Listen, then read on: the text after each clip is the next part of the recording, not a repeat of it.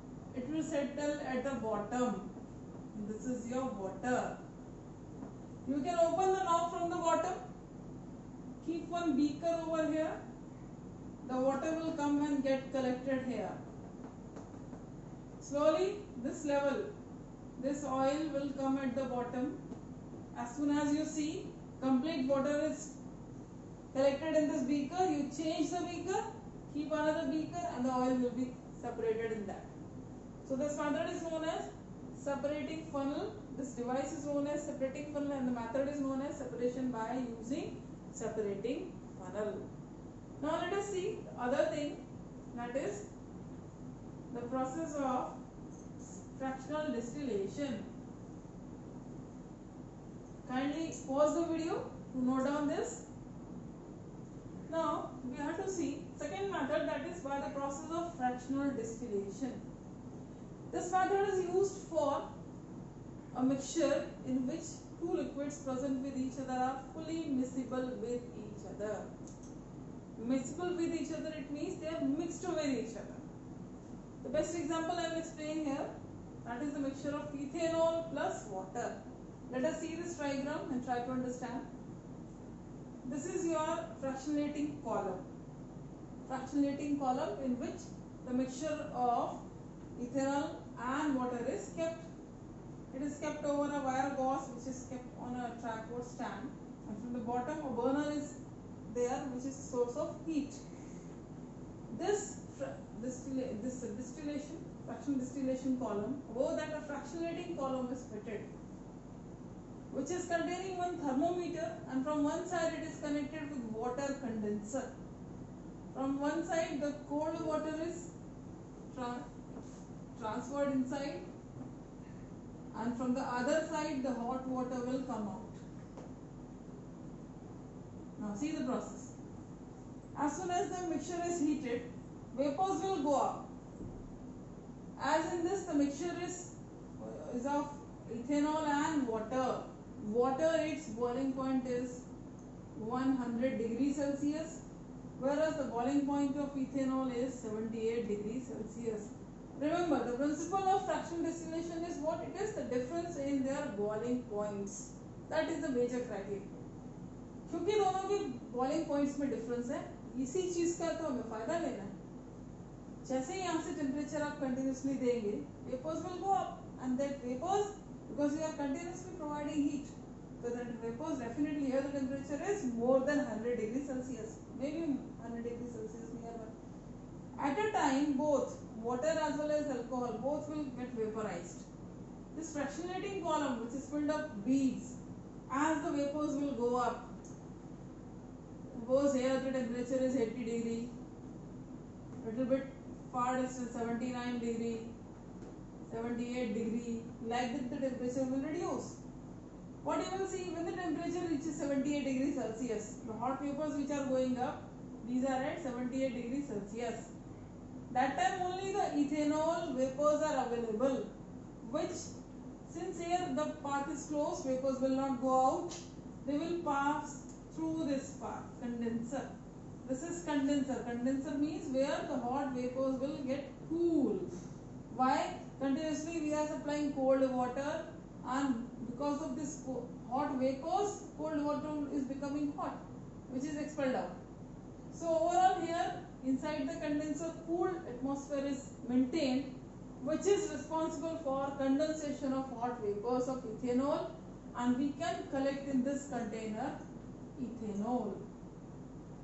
Here the thermometer is the scale which tells us whether the produced vapors are alcohol or of water.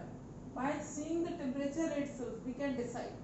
As soon as 78 degrees Celsius start changing, it reaches up to 100 degrees Celsius, that means now the component of ethanol present in the mixture is already over, separated. You can change another beaker, in that the water is also collected. So that was the basic mechanism of fractional distillation. Now we have to see another method, that is separation of the gases of air, fractional distillation. That same method is used also for separating different gases present in air. Let us discuss how.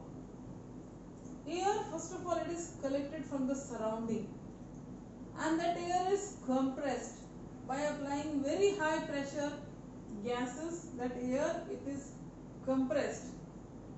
It is compressed. That time definitely the particles are coming closer.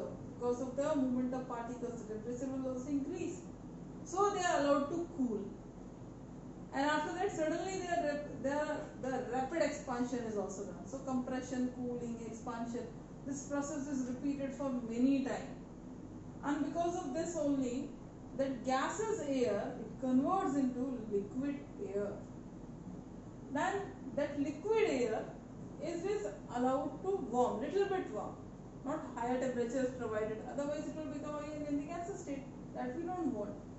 Little bit warming is done. So what we can say, in that actually the three basic components that we wanted. First of all, the nitrogen, oxygen and argon. Nitrogen, the maximum component present in air, its boiling point is minus 196 degrees Celsius. So that gas used to boil first and it is collected in a separate chamber. Then the second, argon is the gas whose boiling point is minus 100 degrees Celsius.